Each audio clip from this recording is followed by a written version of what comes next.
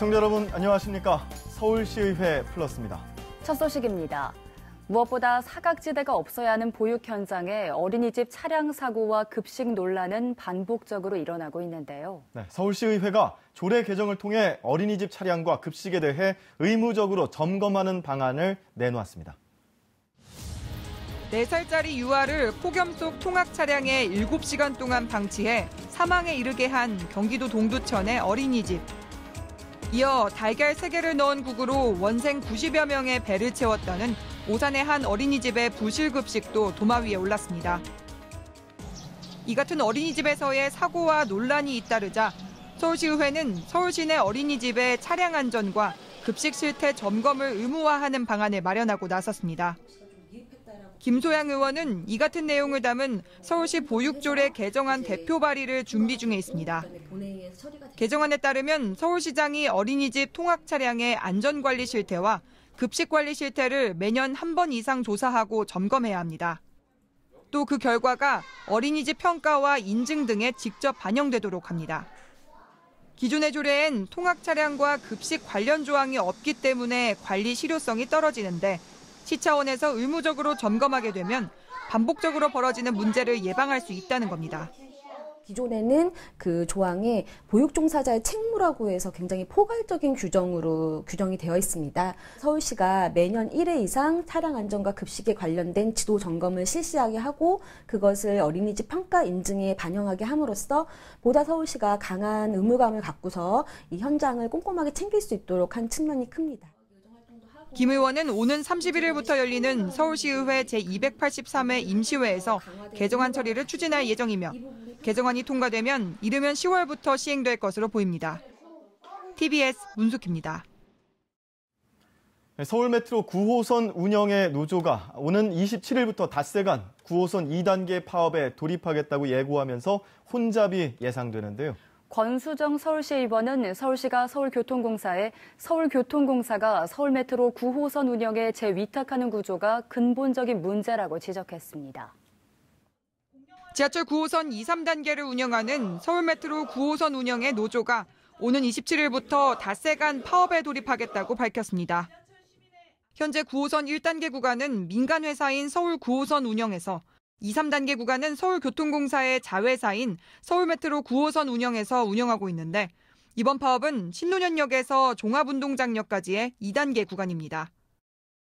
파업을 하겠다고 밝힌 공공운수노조 서울메트로 9호선 지부는 우선 인력 중원이 필요하다는 목소리를 내고 있습니다. 특히 3단계 구간이 올해 말에 개통 예정임에도 1단계의 구간 대비 인력에 비하면 너무 적은 인원이란 겁니다. 인력 부족으로 인해 땜빵식으로 기술직이 영무직으로, 기관사가 영무직으로, 사무직이 영무직으로, 영무직이 다시 기술직과 사무직, 기관사로 떠돌며 노동하고 있습니다. 경력은 단절되고 있으며 업무 전문성은 떨어지고 있습니다.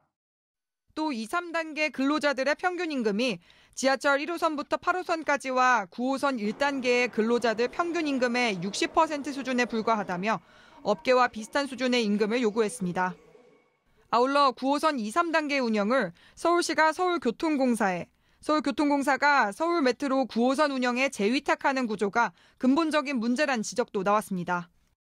그러나 서울시로부터 9호선 2단계 구간을 위탁받은 서울교통공사가 9호선 2단계 운영 업무 대부분을 자회사인 서울메트로 9호선 운영 주식회사에 재위탁하는 방식으로 지금 운영하고 있는 바 이는 명백히 서울시 조례 위반에 해당할 것입니다.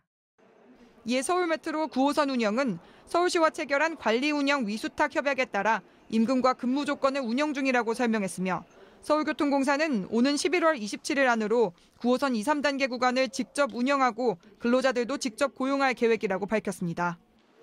파업 기간 동안 출근 시간은 기존과 똑같이 운영되지만 퇴근 시간엔 기존 대비 80%의 인력, 평시에는 69%의 인력만 투입됩니다. 서울메트로 9호선 운영은 대체 인력 50여 명을 배치해 운영에 차질이 빚어지지 않도록 하겠다고 밝혔습니다. TBS 문숙희입니다.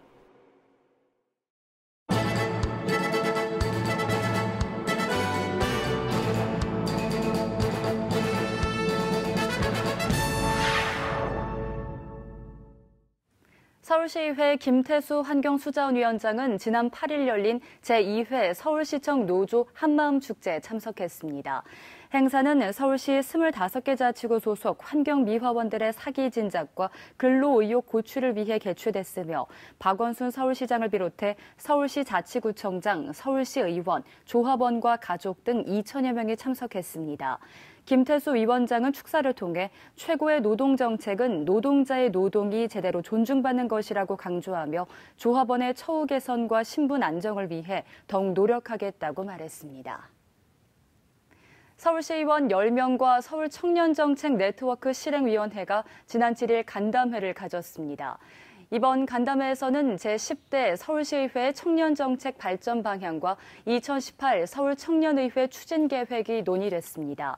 청년정책 네트워크 실행위원들은 서울시의 다양한 정책 수단 동원에도 불구하고 청년의 삶에 미치는 영향은 한계가 있다고 지적하며 청년수당, 뉴딜 일자리 등 안정적인 제도적 기반 구축이 필요하다고 강조했습니다. 간담회에 참석한 서울시의원 일동은 서울시와 서울시의회, 서울청년정책 네트워크 간의 상호 협력을 바탕으로 청년들의 삶에 직접적인 도움이 될 수 있는 입법 활동을 하겠다고 밝혔습니다. 제10대 서울시의회가 현장감 넘치는 의견을 시정에 전달할 시민 모니터 요원 300여 명을 공개 모집합니다. 모니터 요원의 임기는 9월 1일부터 2년간으로 의정 발전은 물론 시정의 주요 실책과 제도에 대한 현장 모니터링과 불편 사항, 그리고 개선 아이디어 등을 매달 제출하게 됩니다. 심사를 거쳐 뽑힌 우수 의견에 대해서는 소정의 원고료가 지급되며 임기 종료 후에는 우수 의정 모니터 요원을 선정해 서울시의회 의장 표창을 수여합니다. 모집 기간은 오는 17일까지며 신청서는 서울시의회 홈페이지에서 다운받을 수 있습니다.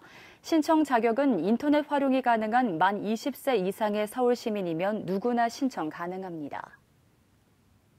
제10대 서울시의회 전반기 슬로건에 서울을 바라봅니다, 시민을 생각합니다가 선정됐습니다. 시의회는 지난달 진행한 슬로건 공모에 355건이 접수됐으며 이 중 최우수작 1편을 포함한 6편의 수상작을 선정했습니다. 최우수작으로 선정된 슬로건은 시의회가 서울의 희망찬 미래를 열고 시민 편의와 행복을 위한 의정 활동을 펼치겠다는 의지를 표현했다는 평을 받았습니다. 이 슬로건은 제10대 전반기가 끝나는 2020년 6월까지 의정활동 홍보 영상과 각종 간행물 등의 홍보 문구로 활용될 예정입니다.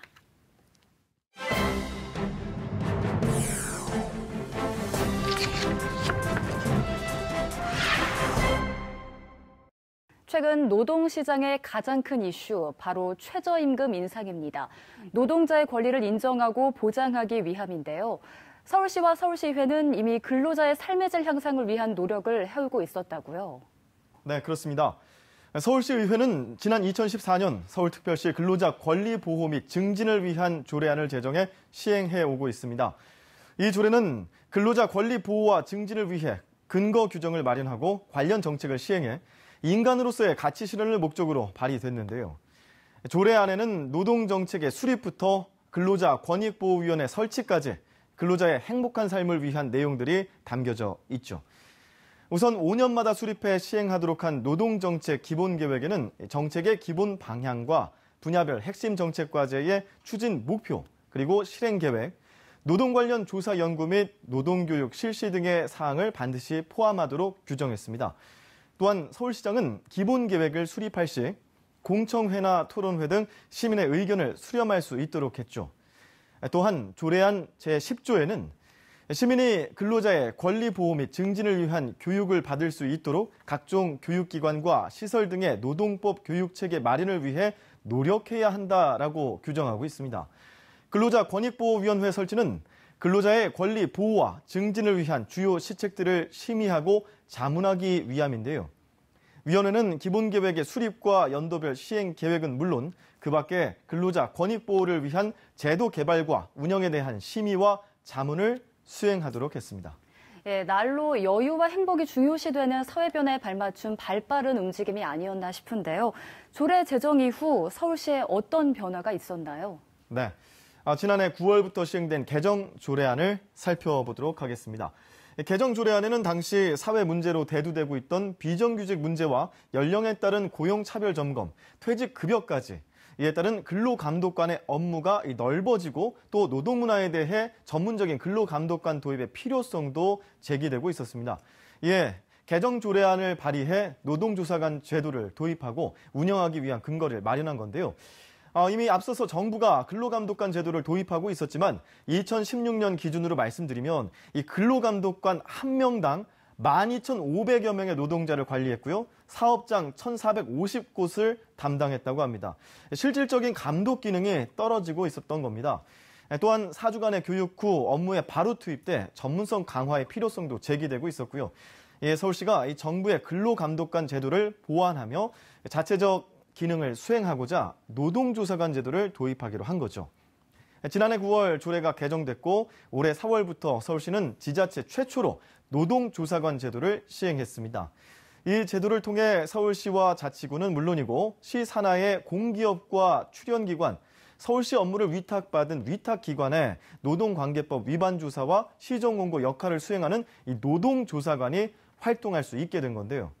시는 이를 위해 전문적으로 근로감독 기능을 수행할 수 있는 공인 노무사 2명을 서울시 노동정책 담당관 소속 임기제 공무원으로 채용했습니다. 이 노동조사관은 임금, 근로시간, 부당해고 등 모든 근로조건에 대해 조사할 수 있고 노동자 신고가 직접 접수된 경우뿐 아니라 자체적으로 필요하다고 판단될 경우 이 직권조사도 가능하도록 했습니다. 또한 노동조사관의 판단에 따라 해당 사업장에 시정공고를 할 수 있고요. 시정공고를 받은 기관은 정해진 기간 내에 개선 조치를 이행하고 조치 결과를 노동정책 담당관에게 제출해야 합니다. 만약 정해진 기간 내에 개선 조치가 이루어지지 않을 경우에는 원인 분석과 대책 마련을 위해 관계부서 그리고 기관과의 협의를 추진해 이행을 독려하게 되는 거죠. 네, 아직 사회 곳곳에서는 근로자라는 이유로 억울한 대우를 받는 경우가 종종 발생하고 있는데요. 이러한 서울시의회와 서울시의 노력이 시민에게 든든한 버팀목 역할을 할 수 있기를 기대해 보겠습니다.